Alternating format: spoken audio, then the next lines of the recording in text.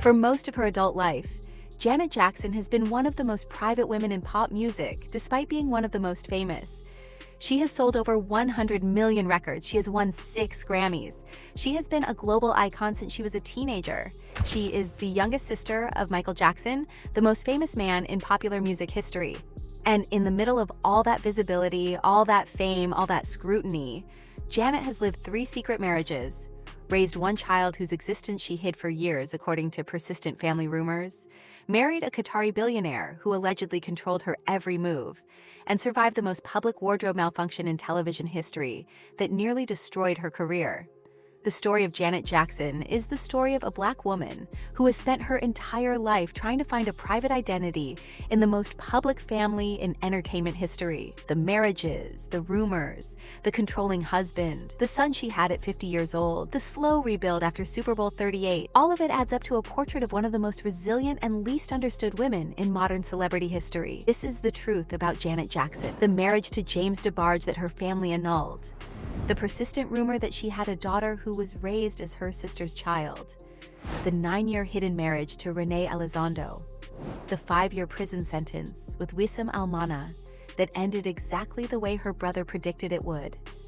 And the way she has rebuilt herself in her late 50s as a single mother performing the biggest tour of her career. The full story is so much more painful than the polished public image she has maintained for 40 years. Janet Demita Jo Jackson was born on May 16, 1966, in Gary, Indiana. She was the youngest of 9 children born to Joseph and Catherine Jackson. The Jackson household was, by every account from every member of the family who has ever spoken about it publicly, a place of physical and emotional violence. Joseph Jackson, the father, was a notoriously brutal man who beat his children regularly. He drilled the Jackson 5, his 5 oldest sons, into one of the greatest musical acts in American history through what multiple Jackson siblings have described as physical abuse, verbal humiliation, and constant fear. Janet, as the youngest, watched all of this unfold in front of her. She watched her brothers be beaten. She watched her older sisters Rebby and LaToya be controlled. She watched the family business become the family trauma. She has spoken in carefully measured interviews over the years about how the Jackson family environment shaped her. She has not been as direct as some of her brothers, particularly Michael and Marlon, but the picture has come together piece by piece over 4 decades of public statements and tabloid investigations.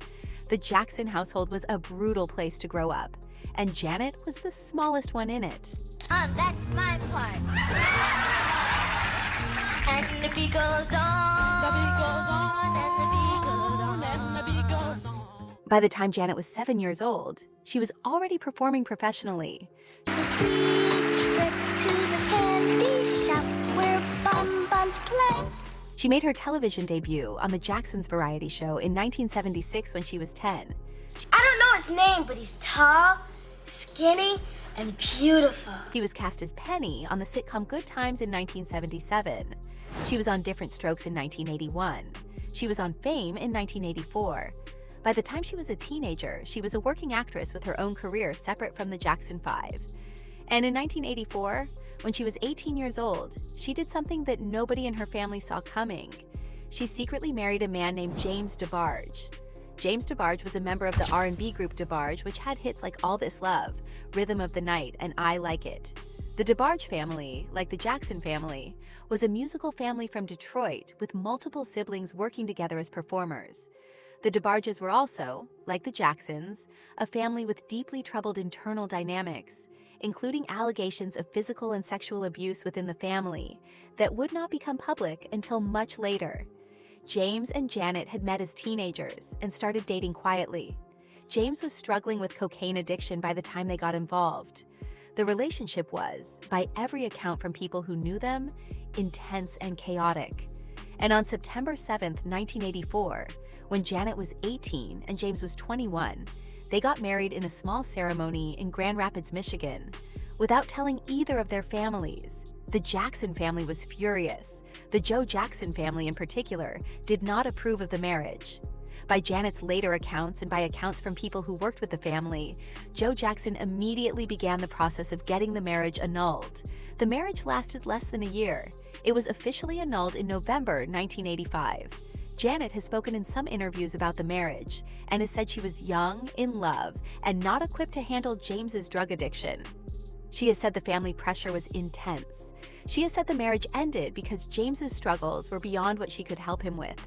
The official version of events is that Janet and James were a young couple who married impulsively, struggled with the realities of his addiction, and got the marriage annulled with the help of their families.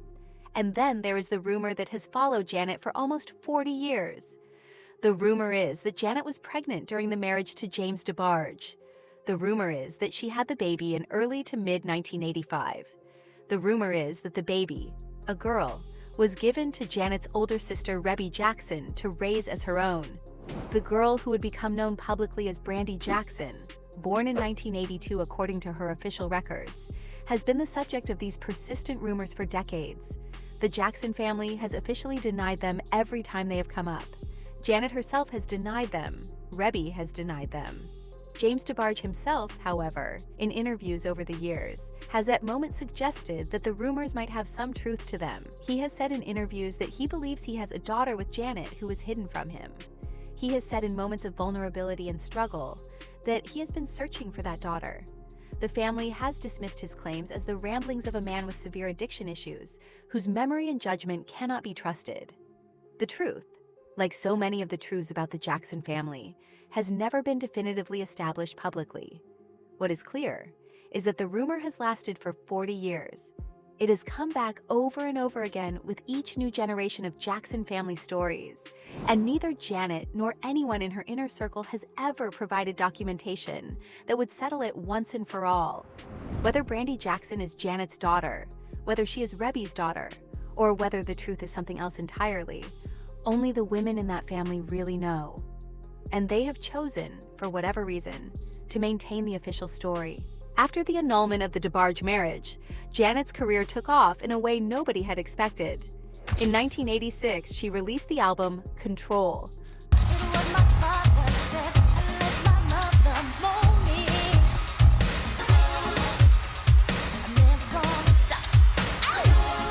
Produced by Jimmy Jam and Terry Lewis, which announced her arrival as a major pop and R&B artist in her own right. The album sold over 5 million copies in the United States and produced 6 top 10 hits. The title track was a literal declaration of independence from her family and from the men who had tried to control her. The lyrics were autobiographical. The persona was new. Janet was no longer the youngest Jackson sibling. She was a star in her own right. Her follow-up album, Rhythm Nation 1814, dropped in 1989 and produced 7 top 5 singles, the most ever from a single album by any artist. She was now competing with her brother Michael in terms of cultural impact. By the early 1990s, she had signed an $80 million contract with Virgin Records. She was briefly the highest-paid performer in popular music. She was the most successful Jackson family member after Michael himself. And during these years, behind the scenes, she was already in another relationship that almost nobody knew about. His name was René Elizondo Jr. He was a music video director and dancer who had appeared in some of her early videos. They had started dating in the late 1980s. They had been quietly together for years. And on March 31, 1991, Janet and René secretly got married in a private ceremony. The marriage was not announced publicly. They lived together. They built a creative partnership. He directed several of her music videos. He helped develop her image. He co-wrote songs with her. He was credited on multiple albums.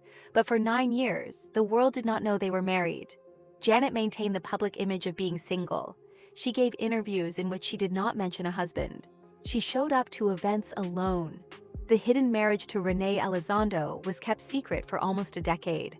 The reason, by Janet's later explanation, was that her career image required a single woman who could be marketed romantically. The label preferred it. The public preferred it. And Janet went along with it because that was the deal she had made with her own fame. The marriage to René ended in 2000. He filed for divorce. The divorce proceedings finally made the marriage public. The financial settlement involved millions of dollars given that they had been together for 15 years and married for 9. René claimed that he had been creatively involved in much of her best work and was entitled to compensation for that contribution. The divorce was finalized in 2003. Janet has spoken sparingly about the marriage in interviews since. She has acknowledged that hiding the marriage for 9 years was unusual. She has not explained in detail why they made that choice. She has called René a wonderful man and the relationship a good one. The unanswered questions about why two people who loved each other felt the need to hide their marriage for almost a decade have never been fully addressed publicly. And then came the Super Bowl. On February 1, 2004, Janet performed at the halftime show of Super Bowl 38 at Reliant Stadium in Houston, Texas.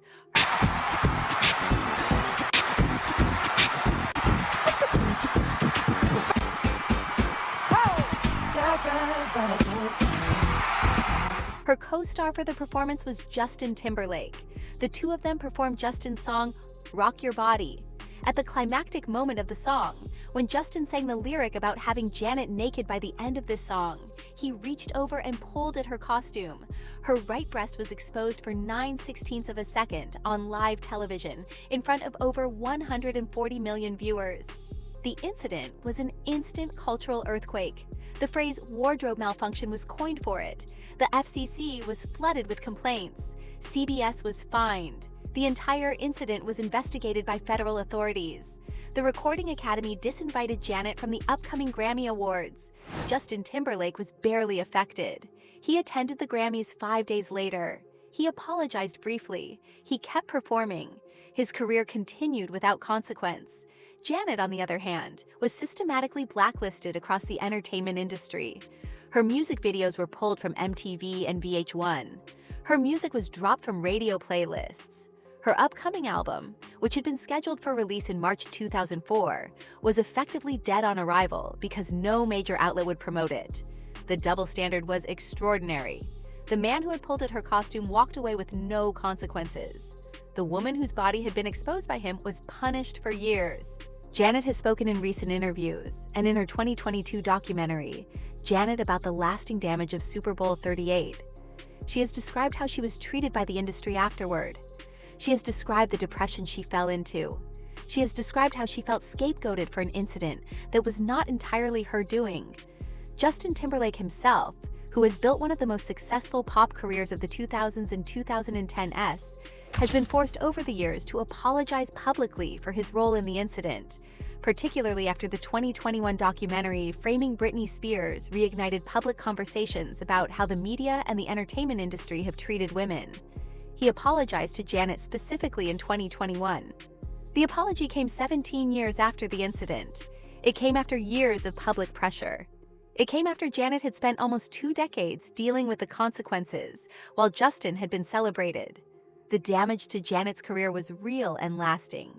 She has continued to work since then, but the level of dominance she had in the early 2000s was permanently broken by what happened on that stage in Houston.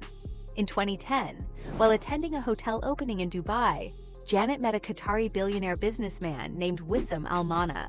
He was the executive director of his family's business empire, the Al Mana Group, which owned dozens of companies across the Middle East, including all McDonald's outlets in Qatar. He was wealthy beyond comprehension. He was elegant and articulate. He spoke multiple languages. He was a serious art collector.